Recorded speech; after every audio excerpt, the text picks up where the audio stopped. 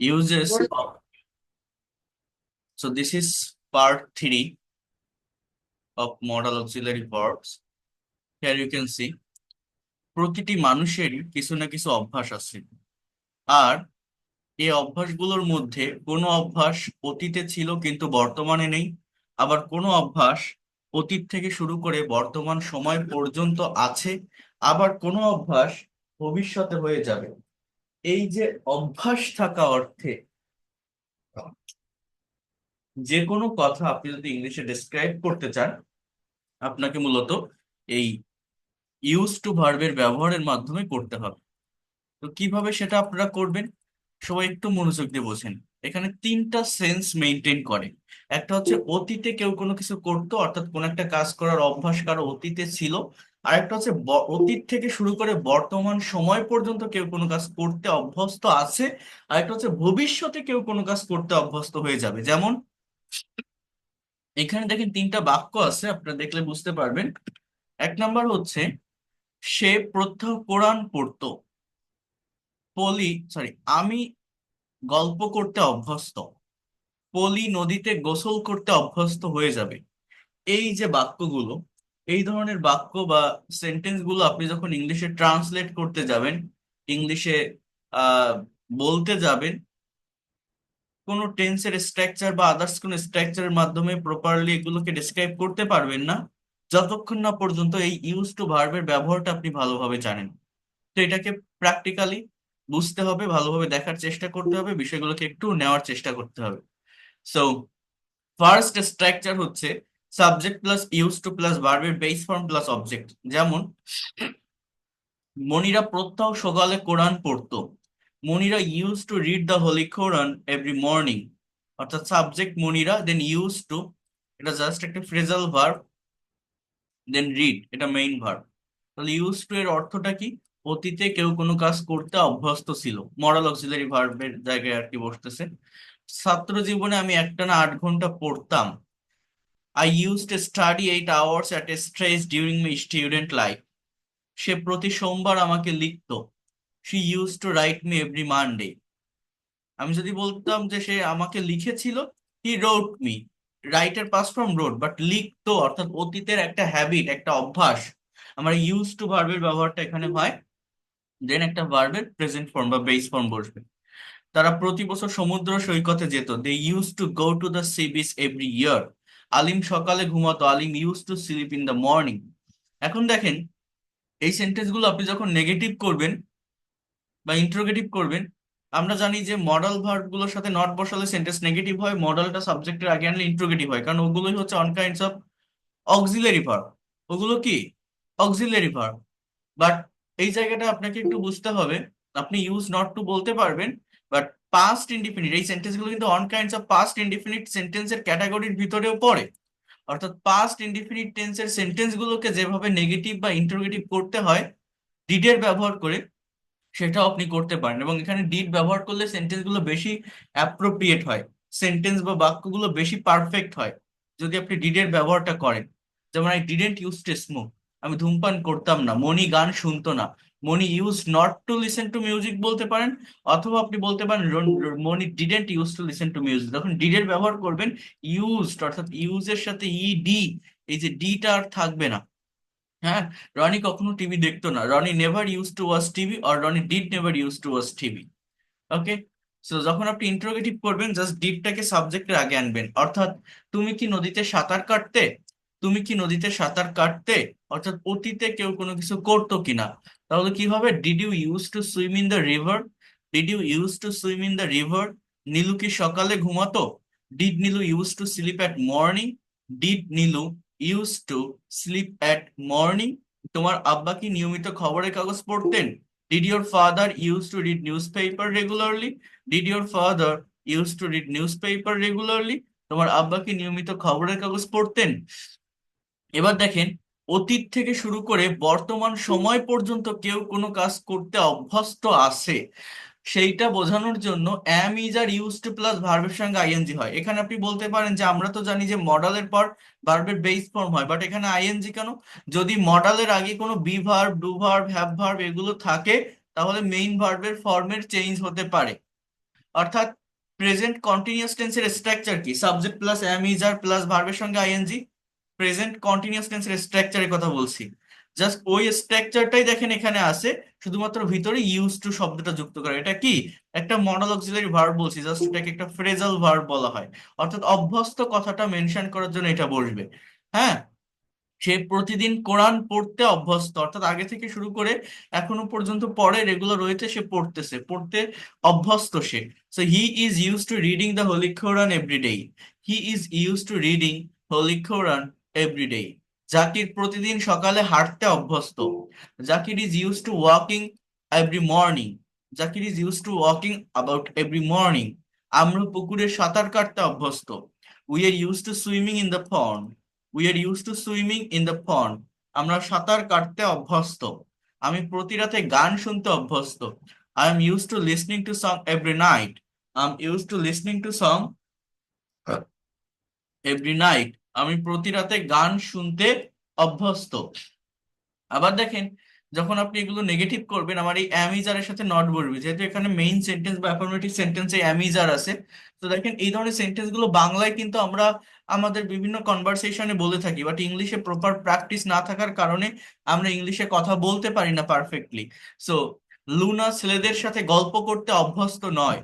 Luna isn't use to gossiping with boys. কি হবে বাক্যটা? Luna is not use to gossiping with boys. তারা নদীতে সাঁতার কাটতে অভ্যস্ত নয়।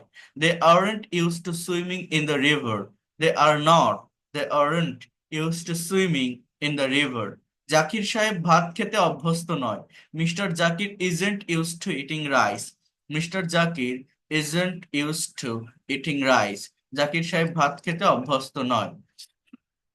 যখন আপনি ইন্টারোগেটিভ করবেন, অ্যামিজারটা সাবজেক্টের আগে আসবে। অর্থাৎ করিম সাহেব কি ভ্রমণের সময় ঘুমাতে অভ্যস্ত? করিম সাহেব কি ভ্রমণের সময় ঘুমাতে অভ্যস্ত? তাহলে আগে auxiliary verb, then subject, then use to, then এই ভার্বের সাথে আইএনজি। অর্থাৎ is mister Karim use to sleeping in a journey. Is mister Karim use to sleeping in a journey. তারা কি রাত জেগে পড়তে অভ্যস্ত? Are they use to studying keeping up late. Are they used to studying keeping up late? Are they used to studying keeping up late? তারা কি রাত জেগে পড়তে অভ্যস্ত?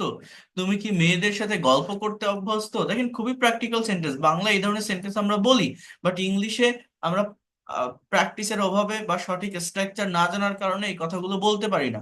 So are you use to gossiping with girls? Are you use to gossiping with girls? তুমি কি মেয়েদের সাথে গল্প করতে অভ্যস্ত? Are you use to gossiping with girls? ঠিক আছে।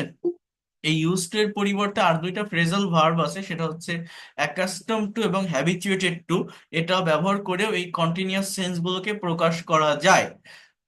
তো দেখেন, আমরা দেরিতে ঘুমাতে অভ্যস্ত। We are accustom to sleeping late. We are habituated to sleeping late. Even get use to এর ব্যবহারও করা যায়। আই গেট ইউজ টু মানে ওই যে অ্যামিজনের পরিবর্তে গেট ভার্বের ব্যবহার করা যায়। গেটের মানেও কিন্তু হওয়া, থাকা বোঝায়। গেট একটা মোস্ট পাওয়ারফুল ভার্ব, এটা বি ভার্বের কাজও করে। যেমন দেখেন, এই জায়গাটাতে ভবিষ্যতে কেউ কোনো কাজ করতে অভ্যস্ত হয়ে যাবে, এইটা মেনশন করার জন্য বা এটা বোঝানোর জন্য আমার মূলত subject plus will get use to plus ভার্বের সঙ্গে আইএনজি হবে। অর্থাৎ ফিউচার কন্টিনিউয়াস টেন্সের স্ট্রাকচার কি? শ্যাল বি বা উইল বি প্লাস ভার্বের সঙ্গে আইএনজি। এইরকম ভাবেই জাস্ট ভিতরে ওই এই গেটের পরিবর্তে আপনি এখানে বি এর ব্যবহার করতে পারেন, ঠিক আছে। ভিতরে শুধুমাত্র ইউজ টু শব্দটা আমার আসবে। অর্থাৎ ভবিষ্যতে কেউ কোনো কাজ করতে অভ্যস্ত হয়ে যাবে। মনে করেন আপনি নতুন একটা চাকরি পেয়েছেন, বাট আপনার অফিসটা অনেক দূরে, আপনি চাকরিটা করতে চাচ্ছেন না। এখন আপনার আব্বু বা আপনার আম্মু বলছে যে তুমি চাকরিটা করো, দূরে হলে সমস্যা হবে না, যেতে যেতে অভ্যস্ত হয়ে যাবে ওই জায়গাটাতে। এখন একটু কষ্ট হতে পারে, বাট রেগুলার গেলে অভ্যস্ত হয়ে যাবে। এই যে কথাটা আমি বললাম, এই কথাটা আপনি যখন ইংলিশে বলতে যাবেন, ইংলিশে যখন মেনশন করবেন, আপনার এই will get use to plus ভার্বের সঙ্গে আইএনজি ব্যবহার করতে হবে, বা উইল বিও বলতে পারেন। আবারও বলছি, যেমন মিলন নদীতে গোসল করতে অভ্যস্ত হয়ে যাবে। Milan will get use to bathing in the river. মনে করেন মিলন নামের একটা ছেলে যে শহরে থাকে, হঠাৎ করে গ্রামে আসছে, তার নানা বাড়ি বা দাদার বাড়ি সেখানে আছে।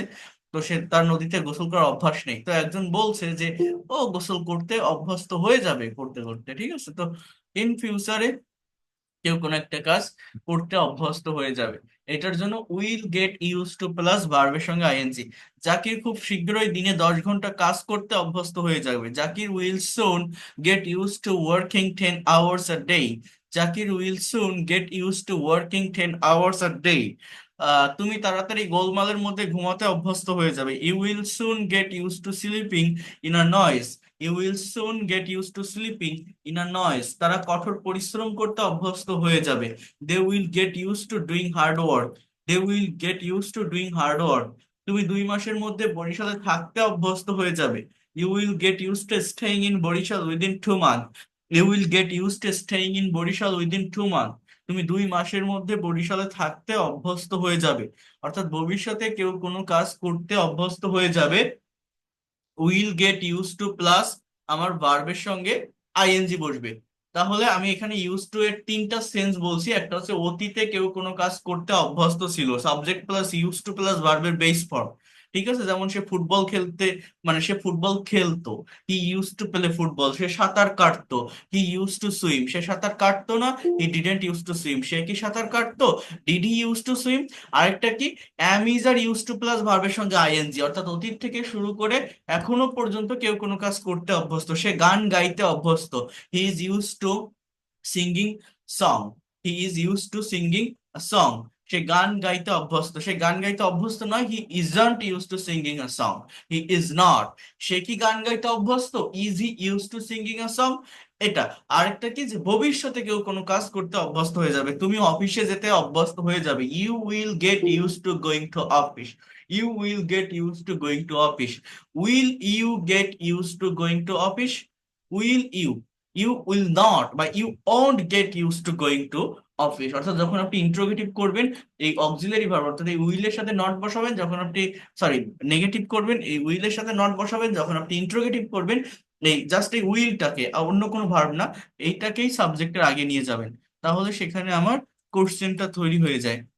তো এইভাবেই বিষয়গুলোকে একটু করার চেষ্টা করতে হবে, বিষয়গুলোকে একটু ভালোভাবে নেওয়ার চেষ্টা করতে হবে, একটু মনোযোগ দিয়ে দেখতে হবে। তো এরপর দেখেন যে জায়গাটাতে আমি আসবো বা যে বিষয়গুলো নিয়ে কথা বলবো, সেটা হচ্ছে try to understand here would verb. এই উড ভার্বের ব্যবহারটা আমরা কিভাবে ইংলিশে করে থাকি বা করব, এটা একটু মনোযোগ দিয়ে বুঝবেন। এখানে কিছু ফাংশন আছে, সেটা হচ্ছে দেখেন, উড ভার্বটা হচ্ছে মূলত modal auxiliary verb. Just try to understand here. এই যে উড ভার্বের কথা বলছি, এটা হচ্ছে মূলত মডাল অক্সিলারি ভার্ব। এবং এই ভার্বগুলো আমার কয়েকটা সেন্সে ব্যবহৃত হয়ে থাকে। আমার বাংলা ফন্টটা চলে গিয়েছে এইটাতে, এই জন্য আমি, আচ্ছা দেখি আমি এটা ইয়ে করব। তো প্রথমত পসিবিলিটি বা সম্ভাবনা অর্থে উডের ব্যবহার হয়। For example, I would go to Dhaka next month. আমি আগামী মাসে ঢাকা যেতে চাই। এইখানে এই এই উডের মানে কিন্তু ফিউচার পসিবিলিটি বোঝাচ্ছে। কথাটা বুঝবেন। You'd find all flowers from the market. তুমি বাজার থেকে সমস্ত ফুলগুলো খুঁজে পেতে পারো। You'd get all clear concept from this lesson. এই লেসন থেকে তুমি সমস্ত ক্লিয়ার কনসেপ্টটা পেতে পারো।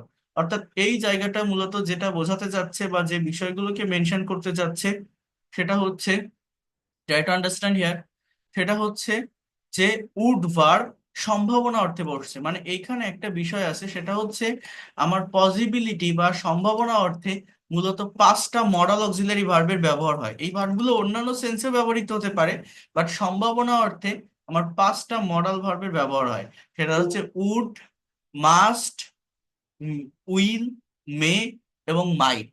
অর্থাৎ উড ভার্বটা মেইনলি উইল এবং মাস্ট, এটা হচ্ছে 100% পসিবিলিটি প্রকাশ করে। I will go to Dhaka next month. আমি আগামী মাসে ঢাকা যাব, মানে 100% আমি যাবই। ঠিক আছে। বা I must go to Dhaka next month, আমি আমি অবশ্যই ঢাকা যাব। আর উড হচ্ছে 90% পসিবিলিটি প্রকাশ পারে করে। অর্থাৎ ঢাকা যেতে পারি, অর্থাৎ যাওয়ার সম্ভাবনা আছে এবং সেটা খুবই বেশি। I would go to Dhaka next month. হ্যাঁ। আবার মেটা হচ্ছে 50% পসিবিলিটি দেয়, যেতেও পারি নাও পারে। I may go to Dhaka next month. আমি আগামী মাসে ঢাকা যেতে পারি। বাট এটার সম্ভাবনা যদি কম হয়, এটা সিচুয়েশনের উপর নির্ভর করে হয়। ইংলিশ একটা ল্যাঙ্গুয়েজ, একটা ভাষার মতো করে বুঝতে হবে। মাইট 30% পসিবিলিটি দেয়, আজ বৃষ্টি হতেও পারে, না হওয়ার সম্ভাবনাটাই বেশি, বাট একটু মেঘ আছে আকাশে। So it mite rain today, 30% possibility দেয় মাইট। ইট মে রেইন টুডে, হতেও পারে নাও পারে, 50% পসিবিলিটি দেয়।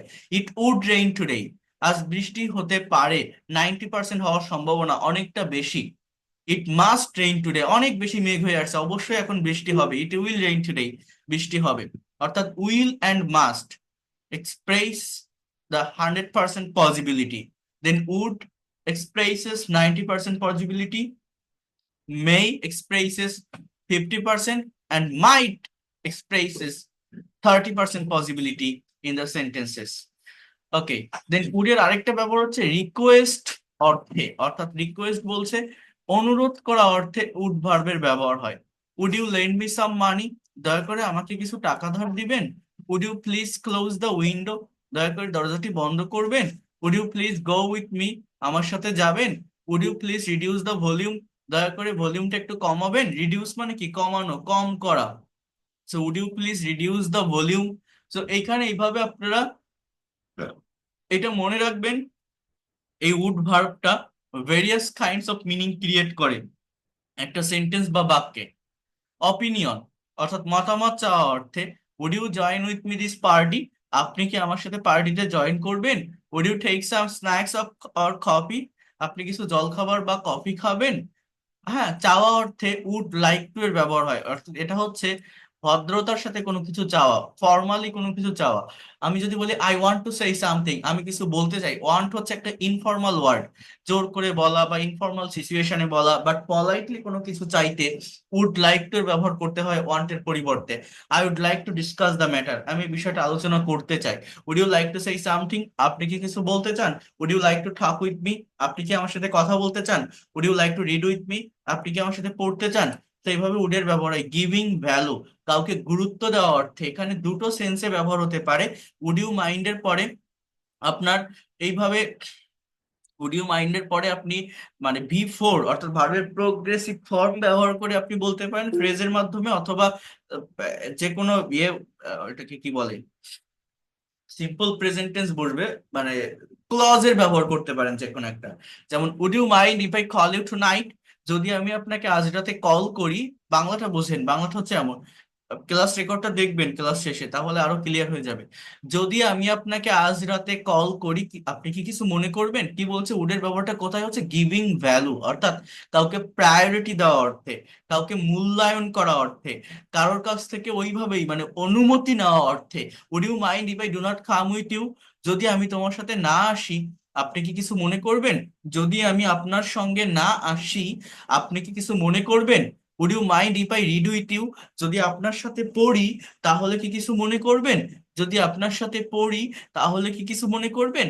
এভাবে বলতে পারেন। অথবা would you mind playing cricket with us, আমাদের সাথে ক্রিকেট খেললে কি কিছু মনে করবেন। Would you mind sitting with them, তাদের সাথে বসলে কি কিছু মনে করবেন। Would you mind dining with them, তাদের সাথে খেলে কি কিছু মনে করবেন। মানে বিষয়টা এরকম, আমি যদি তাদের সাথে খাই, তাহলে কি আপনার কোনো সমস্যা হবে। আমি যদি তাদের সাথে বসি, তাহলে কি আপনার কোনো সমস্যা হবে। আপনি কি কিছু মনে করবেন। Would you mind reading with me, কিছু মনে না করলে আমার সাথে পড়বেন। Would you mind reading with me. হ্যাঁ, বিষয়গুলো বা সেন্স গুলো হচ্ছে এরকম। এবার হচ্ছে পাস্ট অফ উইল, এই উড ভার্বটা দেখেন এটা কতটা রিভার্স করতে পারে। এটা কিন্তু ফিউচার পসিবিলিটি অর্থে 90% পসিবিলিটি দেয় এখানে ব্যবহৃত হচ্ছে। আবার এই সেম ভার্বটাই, অর্থাৎ এই এই এই উড ভার্বটা আমার কি বললাম যেন, পাস্ট পাস্ট অফ উইলে এই এই জায়গাটাতে ব্যবহৃত হচ্ছে। মূলত এই জিনিসটা কি দেখেন, এইটাই হচ্ছে উডের মেইন ব্যবহার। এটা মূলত ন্যারেশনের ক্ষেত্রে ইনডাইরেক্ট, ডাইরেক্ট স্পিচকে ইনডাইরেক্টে পরিণত করার জন্য ব্যবহৃত হয়। যেমন he said that he would be going for the party, সে বলেছিল যে সে পার্টিতে যেতে থাকবে। Tina said that she would come late today, টিনা বলেছিল সে আজ দেরিতে আসবে। এখানে কিন্তু আসবে বলছি দেখেন। Rahim said that he would go to Dhaka next month, Rahim বলেছিল সে আগামী মাসে ঢাকা যাবে। অর্থাৎ এই জিনিসগুলো মূলত কেমন জানেন, এটা হচ্ছে উডের মেইন ব্যবহার। অর্থাৎ ন্যারেশন আপনারা কেউ সলভ করছেন, ন্যারেশন কাকে বলে? একটা ডাইরেক্ট স্পিচকে ইনডাইরেক্টে পরিণত করা। মনে করেন দুইজন ব্যক্তির মধ্যে একটা কথোপকথন হচ্ছে, রহিম এবং করিম, এবং রহিম করিমকে বলছে যে আমি আগামী মাসে ঢাকা যাব। কাকে বলছে? রহিম করিমকে। এই কথাটা তৃতীয় কোনো ব্যক্তি শুনছে, মনে করেন জসিম নামে একটা ব্যক্তি এই কথাটা শুনছে। শুনে জসিম বলছে মনে করেন শফিকের সাথে যে রহিম করিমকে বলেছিল সে আগামী মাসে ঢাকা যাবে। এই যে কথাটা বললাম, এই জায়গায় আমার যে ডিরেক্ট স্পিচটা যে আমি আগামী মাসে ঢাকা যাব, I will go to Dhaka next month, কিন্তু যখন এই কথাটা থার্ড কোনো পার্সন ইনডাইরেক্ট চেঞ্জ করতেছে, অর্থাৎ আপনি জসিম হয়ে শফিককে বলছেন যে রহিম সেইড করিম, রহিম করিমকে বলেছিল দ্যাট যে he would go to Dhaka next month, অর্থাৎ উইলের পরিবর্তে উড হবে। মানে এই জায়গাগুলো কেমন, যারা ন্যারেশন সলভ করছেন তারা বুঝবেন। আমি ন্যারেশনের ক্লাস নিব, ডিটেলস ক্লাস আছে এটার উপর। ন্যারেশন হচ্ছে যখন আপনি ইনডাইরেক্ট থেকে ডাইরেক্ট, ডাইরেক্ট স্পিচ থেকে ইনডাইরেক্টে চেঞ্জ করেন, তখন এক ধাপ অতীতে যেতে থাকে প্রত্যেকটা কথা। আপনি যে কোনো একটা ডাইরেক্টকে যখন ইনডাইরেক্ট, ডাইরেক্ট স্পিচ থেকে ইনডাইরেক্ট স্পিচে পরিণত করবেন বা নিয়ে যাবেন, সেটা অতীতে চলে যায়। মানে আমার ডাইরেক্ট স্পিচ যদি প্রেজেন্ট ইনডিফিনিট টেন্স হয়, ইনডাইরেক্টে পাস্ট ইনডিফিনিট টেন্স, যদি প্রেজেন্ট কন্টিনিউয়াস হয় পাস্ট কন্টিনিউয়াস, যদি প্রেজেন্ট পারফেক্ট হয় পাস্ট পারফেক্ট, যদি পাস্ট ইনডিফিনিট হয় পাস্ট পারফেক্ট, ক্যান হলে কুড হয়, শ্যাল হলে শুড হয়, উইল হলে উড হয়। হ্যাঁ, এই যে ন্যারেশনের যে চেঞ্জটা, এই চেঞ্জটা আমাকে বুঝতে হবে। এখন এরকম হয় কেন? মনে করেন ন্যারেশন জিনিসটা কি? ন্যারেট করা, তাই না? মনে করেন আপনাকে কেউ একটা গল্প বলছে, যে কোনো একটা বিষয় নিয়ে একটা কথা আপনাকে বলছে, সেই কথাটা আপনি যখন অন্য আরেকজনকে শেয়ার করছেন যে সে আমাকে এই কথাগুলো বলেছিল, দেখছেন কথাটা কিন্তু পাস্টে চলে যাচ্ছে। অর্থাৎ একটা ডিরেক্ট স্পিচটা একটা টাইমে হচ্ছে, আপনি যখন ইনডাইরেক্টে সেটা করছেন সেটা আরো পরে গিয়ে করছেন। পরে গিয়ে করছেন মানে কি? আপনি যে কথাটাকে ট্রান্সলেট করতে যাচ্ছেন সেই কথাটা অনেক আগের কথা, একটা ডাইরেক্ট কথা অনেক আগের কথা, আপনি পরে গিয়ে সেটাকে ইনডাইরেক্টে বলছেন। এই জন্য যখন ডাইরেক্ট স্পিচ থেকে ইনডাইরেক্টে চেঞ্জ করতে হয়, আমার এক ধাপ অতীতে চলে আসে টেন্স গুলো। এটা আমি ন্যারেশনের ক্ষেত্রে আপনাদেরকে আমি দেখাবো, ঠিক আছে, যখন ন্যারেশন করাবো ইন ডিটেলসে। তাহলে Rahim said that he would go to Dhaka next month, Rahim বলেছিল যে সে আগামী মাসে ঢাকা যাবে। অর্থাৎ এটা এটা মনে করেন রহিম এবং করিম, রহিম করিমকে বলছে যে I will go to Dhaka next month. এবার এই I will go to Dhaka next month এইটাকে যখন আপনি ইনডাইরেক্ট করবেন, রহিম আর করিমের কথাটা জসিম বলছে যে Rahim told to Karim. Said আর টোল্ড এর পার্থক্য কি জানেন? কোনো কিছু ডিসক্রাইব করতে, কোনো কিছু বর্ণনা করতে, ইন জেনারেলি কাউকে ইন্ডিকেট না করে বলতে সেইডের ব্যবহার হয়। আর কোন একটা পার্সনকে ইন্ডিকেট করে কথা বলতে টেল ভার্বের ব্যবহার হয়, টোল্ড। ঠিক আছে? আপনি এরকম বলতে পারেন Rahim told to Karim that he would go to Dhaka next month, সে আগামী মাসে ঢাকা যাবে। অর্থাৎ এটা সে বলেছিল, কথাটা অতীতে। ঠিক আছে? এটা আমি আমি দেখাবো যখন ন্যারেশন করাবো ইন ডিটেলসে, তখন দেখাবো। এরপর দেখেন রিপিটেশন অফ পাস্ট, অর্থাৎ পাস্টকে রিপিট করতে আমার এই উড ভার্বের ব্যবহার হয় ইউজ টু এর মতো। ইউজ টু যেমন অতীত অভ্যাস বোঝায়, এই উড ভার্বটাও কিন্তু অতীত অভ্যাস বোঝাতে ব্যবহৃত হয়। যেমন we use to play everyday, আমরা প্রতিদিন মাঠে খেলতাম। Then I would go to my friends home, I would watch TV and after that I would come back to home. বলছে যে তারপর আমি আমার বন্ধুর বাসায় যেতাম, টিভি দেখতাম এবং আমার বাসায় ফিরতাম। অর্থাৎ যখন অতীতের অনেকগুলো কথাকে একসঙ্গে ডেসক্রাইব করতে হবে একটা প্যাসেজের ভিতর, তখন সবসময় এটা চেষ্টা করবেন ফার্স্ট সেন্টেন্সটা ইউজ টু দিয়ে করা, এবং সেখানে যদি আরো রিপিটেশন হতে থাকে পাস্টের, তখন সেটা ইউজ টু ব্যবহার না করে উড ভার্বের ব্যবহার করবেন। তাহলে সেই সেন্টেন্স গুলো অনেক বেশি অ্যাপ্রোপ্রিয়েট হবে, অনেক বেশি পারফেক্ট হবে। ঠিক আছে? যখন অনেকগুলো কথা একসঙ্গে আমার বলতে হবে অতীতের এই অভ্যাসগত যে কথা বা কাজগুলো, তখন ফার্স্টেরটা আপনি কি করবেন? ইউজ টু এর ব্যবহার করেন। বাকি সেন্টেন্স গুলো উডের ব্যবহার করলে সেটা বেশি ভালো শোনায়। এরপর দেখেন কন্ডিশনাল সেন্টেন্সের ক্ষেত্রে উডের ব্যবহার হয়, এটা হচ্ছে মূলত সেকেন্ড কন্ডিশনালে। আমার উডের ব্যবহার হয়। অর্থাৎ দুটো ক্লজ থাকে। আমার কন্ডিশনাল সেন্টেন্স হচ্ছে জিরো, ফার্স্ট, সেকেন্ড, থার্ড, 4 প্রকার কন্ডিশনাল সেন্টেন্স আছে। জিরো কন্ডিশনাল হচ্ছে আলাদা দুইটা ক্লজ থাকে, দুটোই হচ্ছে প্রেজেন্ট ইনডিফিনিট টেন্সে থাকে। আর ফার্স্ট কন্ডিশনাল একটা প্রেজেন্ট ইনডিফিনিট, একটা ফিউচার ইনডিফিনিট। এই কন্ডিশনালের উপরেও আমি ডিটেলস ক্লাস আপনাদের নিব। আর সেকেন্ড কন্ডিশনাল হচ্ছে একটা পাস্ট ইনডিফিনিট টেন্সে থাকে, অর্থাৎ সাবজেক্টের পর ভার্বের পাস্ট ফর্ম। আরেকটা থাকে আহ আপনার উড প্লাস ভি অন, অর্থাৎ ফিউচার ইন পাস্ট মুডে থাকে উড প্লাস ভি অন।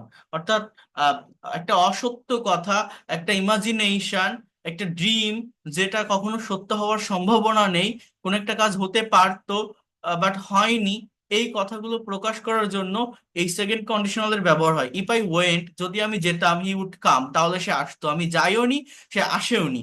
ঠিক আছে। If I were a bird, যদি আমি একটা পাখি হতাম, I would fly in the sky, আমি আকাশে উঠতাম। আমি পাখিও হইনি, আমি আকাশেও উড়িনি। তো অতীতে, মানে সরি, অতীত বলতে মানে কোন একটা কাজ কেউ করতে পারতো বা হতে পারতো, বা যদি এমনটা হতো তাহলে ওই রকম হতে পারতো, এই ধরনের একটা মিনিং দেয়। অর্থাৎ একটা আনরিয়েল, অসত্য, অবাস্তব যে কোনো কল্পনা এই সেকেন্ড কন্ডিশনালের মাধ্যমে প্রকাশ করা হয়। ইফ আই ওয়ার ইউ, যদি আমি তুমি হতাম, I would practise spoken English everyday, আমি প্রতিদিন স্পোকেন ইংলিশ প্র্যাকটিস করতাম। আমি তো আর তুমি না, তো করতেও পারবো না। So, বিষয়টা হচ্ছে এরকম, মানে বলছে যদি আমি তোমার জায়গায় থাকতাম তাহলে আমি এটা করতাম। এরপর হচ্ছে গিভিং প্রায়োরিটি, কাউকে গুরুত্ব দেওয়া অর্থে এই উড ভার্বের ব্যবহার হয়। যেমন মনে করেন আপনার একটা ফ্রেন্ড, আহ সেই ফ্রেন্ডকে আপনি একটু বাইরে ঘুরতে নিয়ে যাবেন। এখন আহ তার ফ্যামিলিটা অনেক কনজারভেটিভ। তো আপনি আপনার ফ্রেন্ডের আম্মুকে বা আব্বুকে বলছেন যে আন্টি, আমি কি ওকে একটু নিয়ে যাব, বা আমি যদি ওকে একটু ঘুরতে নিয়ে যাই বা একটু বাইরে নিয়ে যাই তাহলে কি কোনো প্রবলেম হবে? আমার কথাটা বোঝেন। এই ধরনের একটা কথা আপনি মনে করেন বললেন যে আমি কি ওকে একটু নিয়ে যাব, বা আমি যদি ওকে ঘুরতে নিয়ে যাই, বা আমি যদি ওকে একটু বাইরে নিয়ে যাই তাহলে কি কোনো প্রবলেম হবে? এই যে কথাটা, অর্থাৎ তাকে প্রাধান্য দিয়ে, তার গার্ডিয়ানকে প্রাধান্য দিয়ে আপনি তাকে নিয়ে যেতে চাচ্ছেন। এখানে আপনি এইভাবে বলতে পারেন যে would it be fine if she come with me, যদি সে আমার সাথে আসে তাহলে কি ভালো হবে? হ্যাঁ, would it be okay if I call you after 10 minutes, আমি যদি আপনাকে 10 মিনিট পরে কল করি তাহলে হবে? কি বললাম বলেন তো, বাংলাটা বুঝতে হবে। আমি যদি আপনাকে 10 মিনিট পরে ফোন করি তাহলে কি হবে? তাহলে কি কোনো প্রবলেম হবে? হ্যাঁ, would it be okay if I call you after 10 minutes, would it be fine if she come with me, would it be fine if she come with me, would it be okay if I call you after 10 minutes. তো এইভাবে এই would ভার্বের ব্যবহারগুলো আপনারা নিজেরা একটু দেখে ফেলবেন, একটু কাভার করে ফেলবেন, কমপ্লিট করবেন। এটা আপনাদের করতে হবে। তো এখন আমি আরেকটা ভার্ব নিয়ে কথা বলবো, সেটা হচ্ছে সেমি মডাল অক্সিলারি ভার্ব। দেখেন, আমরা শুধুমাত্র মডাল ভার্ব শিখে আমাদের সব কথাগুলো মেনশন করতে পারি না বা প্রকাশ করতে পারি না। এই মডালের পাশাপাশি সেমি মডাল ভার্ব শিখতে হয়। সেমি মডাল মানে কি? সুডো মডাল মানে এই ভার্বের যে চেহারাগুলো, এগুলো ফ্রেজাল ভার্ব, চেহারাটা দেখতে প্রাইমারি অক্সিলারির মতো লাগে, বাট এই ভার্বগুলো মডাল অক্সিলারি ভার্বের মতো কাজ করে সেন্টেন্স বা বাক্যে। অর্থাৎ আমি একটু আপনাদেরকে বলি, দেখেন, use of am to, is to, and are to, অর্থাৎ am, is, are, was, are, have, has, had, এগুলো কিন্তু টেন্সের বিভিন্ন স্ট্রাকচারে বসে। এগুলোকে প্রাইমারি অক্সিলারি ভার্ব বলে, বাট এই ওয়ার্ডগুলোর সাথে একটা করে টু যুক্ত হচ্ছে, যেগুলো ফ্রেজাল ভার্ব, বা এটাকে আমরা বলছি সেমি মডাল অক্সিলারি ভার্ব। অর্থাৎ এই টু যুক্ত হয়ে একসঙ্গে এটা একটা অক্সিলারি ভার্ব হচ্ছে, এবং এরপরে মেইন ভার্বের কিন্তু বেস ফর্ম বা প্রেজেন্ট ফর্ম বসছে, যেমনটা মডাল ভার্বে হয়। অর্থাৎ এদের চেহারা, এদের রূপটা প্রাইমারি অক্সিলারির মতো, বাট এদের কাজটা মডাল অক্সিলারির মতো। এই জন্য এদেরকে বলা হয় সেমি মডাল অক্সিলারি ভার্ব। এই ভার্বগুলোকে কি ভার্ব বলছি? Semi modal auxiliary verb. যেমন মুক্তাকে প্রত্যহ রান্না করতে হয়, Mukta is to cook rice daily. Is to cook, অর্থাৎ এই am to is to are to এর বাংলা অর্থটা হচ্ছে কাউকে কোন একটা কাজ করতে হয়, করা লাগে, কোন একটা কাজ করা, কারো কোনো দায়িত্ব বা রেসপন্সিবিলিটি, আই মিন ডিউটি আর রেসপন্সিবিলিটির ভিতর থাকে, দায়িত্ব বা কর্তব্যের ভিতর থাকে। একটা কাজ না করলে হয় না, করা লাগে, না চাইলেও করতে হয়। জাকিরকে প্রত্যহ অফিসে যেতে হয়, Zakir is to go to office everyday. ছাত্রদের প্রচুর অধ্যয়ন করতে হয়, student are to study must. যখন আপনি নেগেটিভ করবেন, they are not to go to school everyday, তাদের প্রতিদিন স্কুলে যেতে হয় না। পপিকে ভাত রান্না করতে হয় না। Popy is not to cook rice daily. আমার এখন ক্লাস নিতে হয় না। I am not to take a class now. I am not to take a class now. যখন আপনি ইন্ট্রোগেটিভ করবেন, এই অ্যাম ইজ আরটা সাবজেক্টের আগে আসবে। যেমন ইভানকে কি প্রত্যহ পড়তে হয়? Is Ivan to read everyday? Is Ivan to read everyday? অর্থাৎ ইভানকে কি প্রত্যহ পড়তে হয়? তাদের কি প্রত্যহ কাজ করতে হয়? Are they to work every day? Are they to work every day? তাদের কি প্রত্যহ কাজ করতে হয়? এইভাবে ওয়াজ টু এবং ওয়ার টু নামের একটা ভার্ব আছে, যার বাংলা অর্থ হচ্ছে কাউকে কোন একটা কাজ করা লাগতো বা করতে হতো। অতীতে কোন একটা কাজ করতে হতো। যেমন মনে করেন আমাকে রান্না করতে হতো, I was to cook rice. অর্থাৎ অতীতে কোনো কষ্টের কাজ, যেটাকে আপনি স্মরণ করছেন। আপনি আগে অনেক গরিব ছিলেন, হঠাৎ করে মানে প্রতিদিন মানুষের বাড়িতে কাজ করতেন, হঠাৎ করে একটা লটারি জিতে আপনি বড়লোক হয়ে গেছেন। এখন আপনি আপনার সেই অতীতের দিনগুলোকে স্মরণ করছেন। হ্যাঁ, যে আমি আগে মানুষের বাড়িতে আমাকে কাজ করতে হতো, প্রচুর কাপড় কাচতে হতো, ভাত রান্না করতে হতো, করা লাগতো। হ্যাঁ, এই যে একটা সেন্স, এই সেন্সটাকে মেনটেন করার জন্য মূলত এই ওয়াজ টু বা ওয়ার টু ভার্বের ব্যবহার হয়। করতে হয়েছিল যদি বলি তাহলে হ্যাড টু এর ব্যবহার হয়। আর এই যে হতো, হতো, ওয়াজ টু ওয়ার টু, একটু একটু মনে রাখবেন। I was to cook rice, আমাকে রান্না করতে হতো। Mr Rahim was to go to the office everyday, Mr রহিমকে প্রতিদিন অফিসে যেতে হতো। Rupa was to go to school everyday, রূপাকে প্রতিদিন স্কুলে যেতে হতো। You were to read books everyday, তোমাকে বই পড়তে হতো।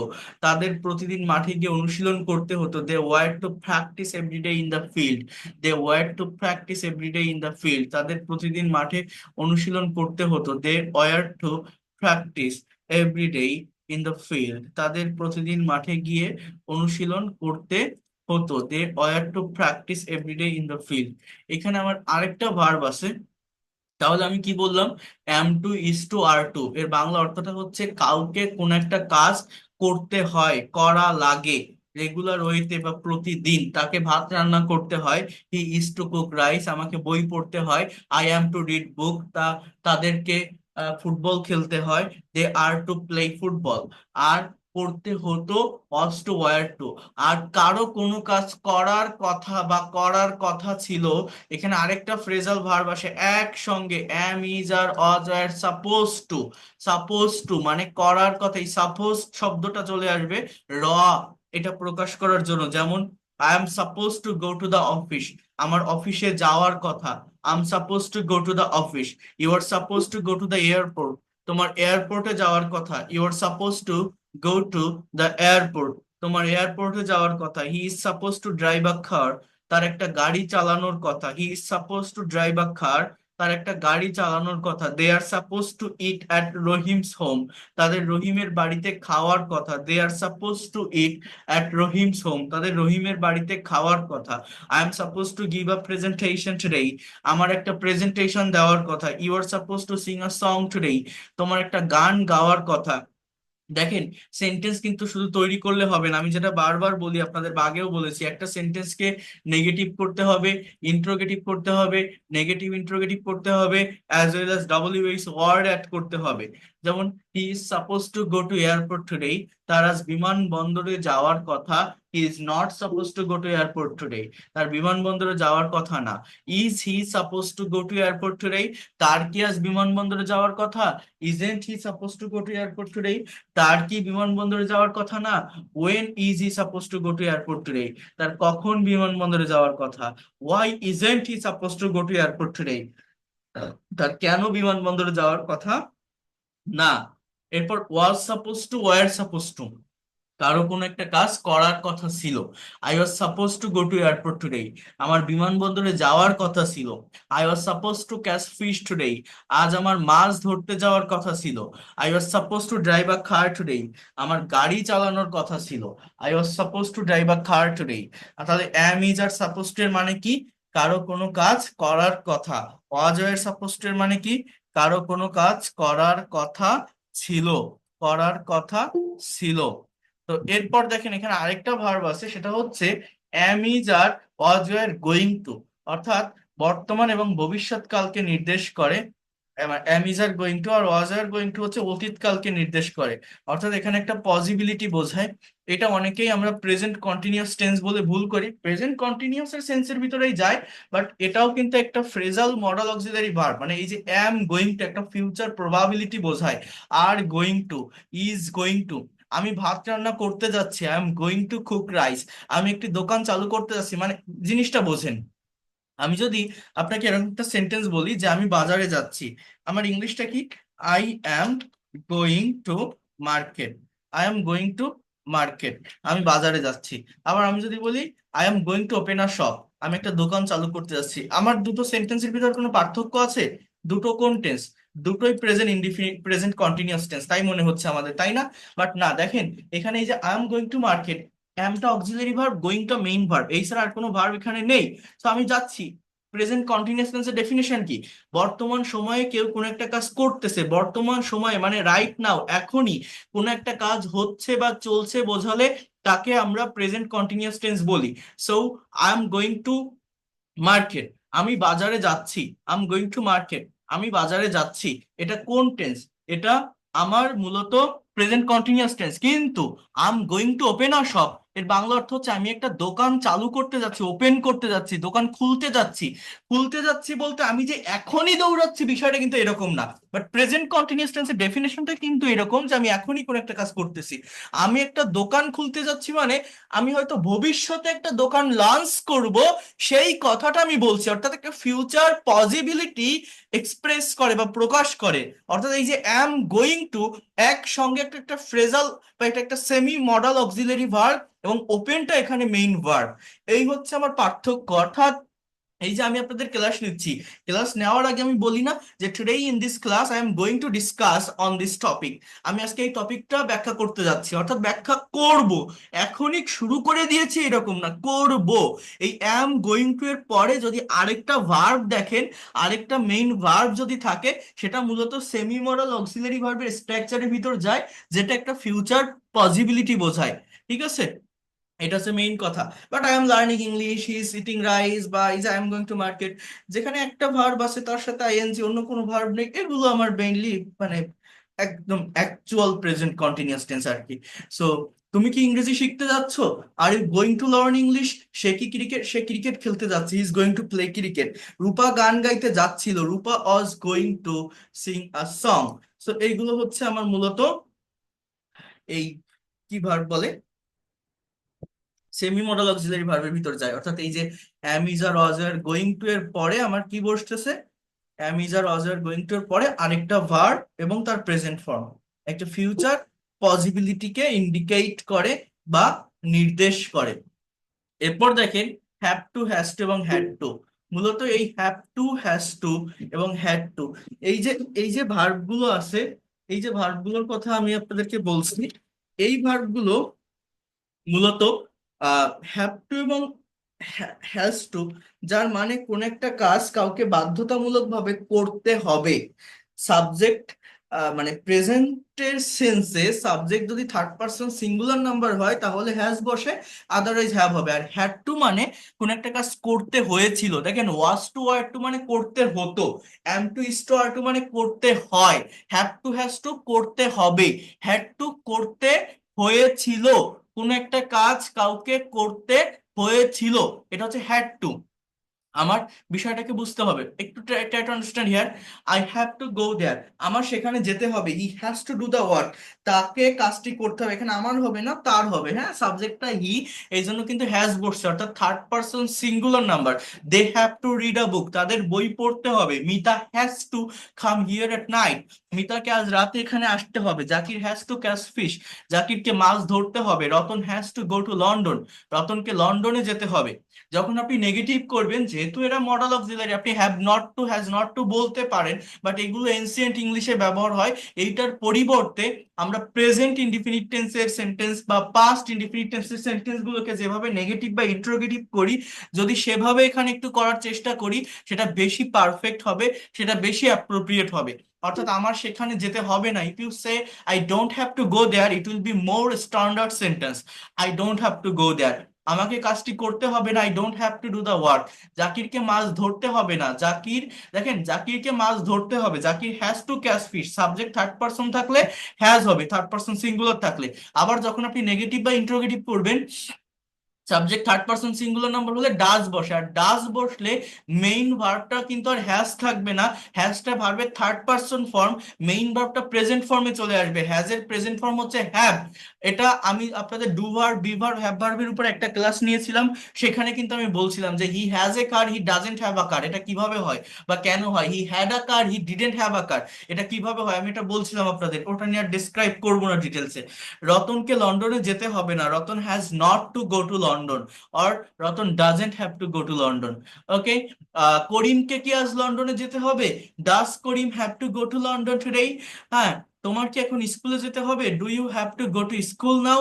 রুমার কি আজ রান্না করতে হবে? Does Ruma have to cook today? Subject third person singular number হলে ডাজ বসবে, ফার্স্ট পারসন বা সেকেন্ড পারসন হলে বা থার্ড পারসন প্লুরাল হলেও ডু বসবে, এবং মেইন ভার্বটা হ্যাভ হবে, মনে রাখবেন। বাট অ্যাফার্মেটিভ সেন্টেন্সে, অর্থাৎ ডাজ যখন বসবেন আমার অ্যাফার্মেটিভ সেন্টেন্সে, সাবজেক্ট যদি থার্ড পারসন সিঙ্গুলার নাম্বার হয় তাহলে হ্যাজ বসবে, আর সাবজেক্ট ফার্স্ট পারসন বা সেকেন্ড পারসন হলে হ্যাভ বসবে। এরপর দেখেন, করিমকে কি আজ স্কুলে যেতে হবে না? Doesn't Karim have to go to school today? তোমার কি আজ রাতে বই পড়তে হবে না? Don't you have to read a book tonight? Don't you have to read a book tonight? জাকিরকে কি আজ মাছ ধরতে হবে না? Doesn't Zakir have to catch fish today? Doesn't Zakir have to catch fish today? জাকিরকে কি আজ মাছ ধরতে হবে না? ডাজ নট, হ্যাঁ, doesn't Zakir have to catch fish today. So এইভাবে এই হ্যাভ হ্যাজ হ্যাড এর ব্যবহারটা করতে হবে। আর আমাদের যে হ্যাড হ্যাড ভার্বটা আছে আমি বলতেছি, বাট আমরা এখানে আগে একটু দেখি সবগুলো একসঙ্গে যদি একটু প্র্যাকটিস করি। অর্থাৎ শুধু মেইন সেন্টেন্স তৈরি করলে হবে না, যেটা আমি বারবার বলি, আমাদের নেগেটিভ করতে হবে, ইন্ট্রোগেটিভ করতে হবে, নেগেটিভ ইন্ট্রোগেটিভ করতে হবে, ডাব্লিউএইচ ওয়ার্ড অ্যাড করে সেন্টেন্স তৈরি করতে হবে। যেমন দেখেন, একটি ভার্ব দিয়ে সর্বোচ্চ কতগুলো সেন্টেন্স আমরা এই জায়গাটাতে তৈরি করতে পারি। আমি এই পিডিএফ ফাইল সবগুলো প্রোভাইড করব, ক্লাস রেকর্ড দিব, আমরা একসঙ্গে খুব বেশি শিখবো না, এটাই অনেক বেশি হয়ে গেছে। বাট স্ট্রাকচার গুলো সহজ, এই জন্য আমি একবারে দেখিয়ে দিচ্ছি, তাহলে আমরা অন্য জায়গাগুলোতে দ্রুত আসতে পারবো। দেখেন, এগুলো কাভার করে ফেলার পর আমি আপনাদের প্যাসিভ ভয়েস করাবো, এবং প্যাসিভ ভয়েস কমপ্লিট করতে পারলেই রিলেটিভ প্রোনাউন, কজিটিভ ভার্ব এবং কন্ডিশনাল সেন্টেন্সের উপর আমি 3টা ক্লাস নিব 3 দিনে। এই 3টা ক্লাস যদি আমি কভার করতে পারি, তাহলে মানে প্র্যাকটিক্যালি স্পিকিং করতে গেলে যে জায়গাগুলো দরকার, প্র্যাকটিক্যাল স্পিকিং এর জন্য, কনভারসেশনের জন্য বা ফ্রি হ্যান্ড রাইটিং এর জন্য যা দরকার সবকিছু আপনার কাভার হয়ে যাবে, এবং আমি প্র্যাকটিক্যালি আপনাদেরকে রাইটিং চর্চা করাবো, প্র্যাকটিক্যালি আপনাদের দিয়ে স্পিকিং করাবো। বাট তার আগে আমাকে এগুলো একটু কাভার করতে দিতে হবে, এবং এই স্ট্রাকচার গুলো, এই রুলস গুলো, আবার বলছি, একদমই সহজ। আপনারা যদি একবার পড়েন, একবার চর্চা করেন, একবার শেখার চেষ্টা করেন, দ্রুত ডেভেলপ করতে পারবেন, কারণ এই কথাগুলো আমাদেরকে ইউজ করতে হয়, বাট ইংলিশের প্রপার স্ট্রাকচার না জানার কারণে আমরা পারি না। তো দেখেন, you have to practice English everyday, তোমাকে প্রতিদিন ইংরেজি প্র্যাকটিস করতে হবে। You don't have to practice English everyday, তোমাকে করতে হবে না। Do you have to practice English everyday, তোমাকে কি করতে হবে? Don't you have to practice English everyday, তোমাকে কি ইংরেজি অনুশীলন করতে হবে না? When do you have to practice English everyday, কবে থেকে তোমাকে ইংরেজি অনুশীলন করতে হবে? Why do you have to practice English everyday, কেন তোমাকে ইংরেজি অনুশীলন করতে হবে, কেন তোমাকে ইংরেজি অনুশীলন করতে হবে? Ripon has to go to London, subject third person, এই জন্য হ্যাজ। রিপনকে লন্ডনে যেতে হবে। Ripon doesn't have to go to London, রিপনকে লন্ডনে যেতে হবে না। Does Ripon have to go to London, রিপনকে কি লন্ডনে যেতে হবে? Doesn't Ripon have to go to London, রিপনকে কি লন্ডনে যেতে হবে না? Why does Ripon have to go to London, রিপনকে কেন লন্ডনে যেতে হবে? Y doesn't Ripon have to go to London, রিপনকে কেন লন্ডনে যেতে হবে না? When does Ripon have to go to London, অর্থাৎ WH word, then auxiliary verb, then subject, then have to, then আমার এই যে ভার্বের বেস ফর্ম। সো এই স্ট্রাকচারটা বা এই সেন্সটা একটু মেনটেন করবেন। হ্যাড টু মানে করতে হয়েছিল, আমার অ্যাফার্মেটিভ সেন্টেন্সে হ্যাড টু এর পরে ভি ওয়ান বসে, নেগেটিভ করলে ডিড এর ব্যবহার করবেন, আর ডিড পাস্ট ফর্মের ভার্ব, হ্যাডও একটা পাস্ট ফর্মের ভার্ব। তো যখন ডিড ব্যবহার করবেন, হ্যাডটা হ্যাভ হয়ে যাবে। ইন্ট্রোগেটিভে ডিডটা সাবজেক্টের আগে আসবে, বা নেগেটিভ ইন্ট্রোগেটিভে ডিডেন্ট হবে সাবজেক্টের আগে। আর যখনই আপনি ডিডের ব্যবহার করছেন, সেটা নেগেটিভ হোক, ইন্ট্রোগেটিভ হোক বা নেগেটিভ ইন্ট্রোগেটিভ হোক, মেইন ভার্বটা কিন্তু প্রেজেন্ট ফর্মে চলে আসবে, অর্থাৎ হ্যাড এর প্রেজেন্ট ফর্ম মূলত হ্যাভ। হ্যাঁ, এটা মেনটেন করবেন। দেখেন এই জায়গাগুলোতে আমি বলছি হ্যাড টুটা সেমি মডেল অক্সিলারি ভার্ব, এই গোটা মেইন ভার্ব, বাট অ্যাকচুয়ালি যদি আপনি ডিপলি গ্রামারটাকে চিন্তা করেন, গ্রামারটাকে অ্যানালাইসিস করেন, আমার মূলত এই গো বা এই যেটা বলছি ভি অন মানে এই হ্যাড টু বা হ্যাভ টু এরপরে ভি অন বলছি, এই টুটা কিন্তু মূলত এই পরের ভি অনের সাথে যায়, এই হ্যাজ হ্যাড এর সাথে যায় না। আমরা জানি যে টু প্লাস ভি অন, যেটাকে ইনফিনিটিভ বলা হয়, অর্থাৎ নন ফাইনাইট ভার্ব, করতে বলতে লিখতে চলতে দিতে নিতে খেতে, এরকম একটা মিনিং দেয়। কথাটা বোঝেন? এই যে ইউ হ্যাভ টু প্র্যাকটিস, আমরা এই একসঙ্গে বলছি have to, semi modal auxiliary verb, but মূলত এই টুটা কিন্তু এই হ্যাবের সাথে যায় না, বিশ্বাস করেন। যদি আপনি ডিপলি গ্রামারটাকে অ্যানালাইসিস করেন বা চিন্তা করেন, ইভেন ওই যে আমি ইউজ টু করালাম, ওই ইউজ টুর ক্ষেত্রেও আপনি যদি ডিপলি গ্রামারটাকে অ্যানালাইসিস করেন বা চিন্তা করেন, এই টুটা মূলত এই পরের ভার্বটার সাথে যায়। প্র্যাকটিস করতে হবে। হ্যাঁ, এই যে টু প্লাস বিয়ন্ড, যেটাকে বলা হয় ইনফিনিটিভ, ইনফিনিটিভ বা নন ফাইনাইট ভার্ব, ঠিক আছে? এই হ্যাভটা সাবজেক্টের পরে যে ভার্বটা থাকে সেটাই মূলত অ্যাকচুয়াল ভার্ব, সেটাই মূলত ফাংশন বা অ্যাকশন দিয়ে থাকে আমাদের। বাট আমাদের স্ট্রাকচার বা গ্রামার অনুযায়ী এই have to, has to, had to, am to, is to, are to, phrasal auxiliary বা মডাল সেমি মডেল অক্সিলারি এগুলোকে বলা হয়, এবং বলা হচ্ছে যে এর পরের ভার্বটা ভি 1 বা প্রেজেন্ট ফর্ম। বিষয়টা এরকম, ঠিক আছে, এবং আমরাও এইভাবে শিখতেছি। বাট আমি যেটা বললাম, যদি আপনি একটু ডিপলি এটা ভাবার চেষ্টা করেন বা সঠিক গ্রামার যদি আপনি বোঝেন, মূলত টুটা কিন্তু পরের ভার্বের সাথে যাওয়ার কথা, ঠিক আছে? বাট স্ট্রাকচার বা গ্রামার বা স্পোকেনের জায়গাটাকে সহজ করার জন্য এখানে এটা নিয়ে আসা হয়েছে সেমি মডাল ভার্বের ব্যবহার হিসেবে, যে তাতে করে সাবজেক্টের পরে যদি এটাকে আপনি দ্রুত ব্রেনে নিয়ে আসতে পারেন, দ্রুত ব্যবহার করতে পারেন, যে কোনো একটা ভার্বের প্রেজেন্ট ফর্ম বসালেই আমি আমার ইচ্ছা মতো যে কোনো কথা বলতে পারবো। এই জন্য এই সেন্স গুলো কিন্তু এখানে নেওয়া। যেমন দেখেন, আমাকে লন্ডনে যেতে হয়েছিল, I had to go to London. আমাকে লন্ডনে যেতে হয়নি, I didn't have to go to London. আমাকে কি লন্ডনে যেতে হয়েছিল? গো মানে কি? যাওয়া। তাহলে টু গো মানে কি? যেতে। টু প্লাস বি অন, করতে বলতে লিখতে চলতে দিতে নিতে, এরকম মিনিং দেয়। তাহলে টুটা মূলত পরের ভার্বের সাথে যাওয়ার কথা কিন্তু। So did I have to go to London? আমাকে কি লন্ডনে যেতে হয়েছিল? আমাকে কি লন্ডনে যেতে হয়নি? Didn't I have to go to London? জাকির কি ইংরেজি শিখতে হয়েছিল? Zakir had to learn English. জাকির কি ইংরেজি শিখতে হয়নি? Zakir didn't have to learn English. জাকিরকে কি ইংরেজি শিখতে হয়েছিল? Did Zakir have to learn English? জাকিরকে কি ইংরেজি শিখতে হয়নি? Didn't Zakir have to learn English. জাকিরকে কেন ইংরেজি শিখতে হয়েছিল? Why did Zakir have to learn English? জাকিরকে কখন ইংরেজি শিখতে হয়েছিল? When did Zakir have to learn English? সেইভাবে এখানে আর দুইটা ভার্ব আছে, হ্যাড বেটার উড রেদার, এগুলো আমি পরে করাবো, একসঙ্গে এতগুলো দিলে পারবেন না। তাহলে আমি কি বললাম? Use to verb, would verb, এই দুটো দেখালাম। আর কি বলছি? Am to, is to, are to, যার মানে হচ্ছে কাউকে কোনো কিছু করতে হয়। ওয়াজ টু, ওয়্যার টু, করতে হতো। Am, is are suppose to, কোনো একটা কাজ কারো করার কথা। ওয়াজ, ওয়্যার, সাপোজ টু, করার কথা ছিল। হ্যাভ টু এবং হ্যাজ টু মানে কোনো কিছু করতে হবে। সাবজেক্ট থার্ড পারসন সিঙ্গুলার হলে হ্যাজ হবে। নেগেটিভ বা ইন্টারোগেটিভে আমার ডু বা ডাজ এর ব্যবহার হবে। আর হ্যাড টু মানে করতে হয়েছিল, নেগেটিভ বা ইন্টারোগেটিভে ডিড এর ব্যবহার হবে। তাহলে এই স্ট্রাকচার গুলো কি খুব কঠিন? আপনারা পারবেন একটু প্র্যাকটিস করতে? হ্যাঁ, ওকে। তাহলে এগুলো একটু আপনারা প্র্যাকটিস করে ফেলবেন, আমার এখন আরেকটা ক্লাস আছে। আর আপনাদের কারো কোনো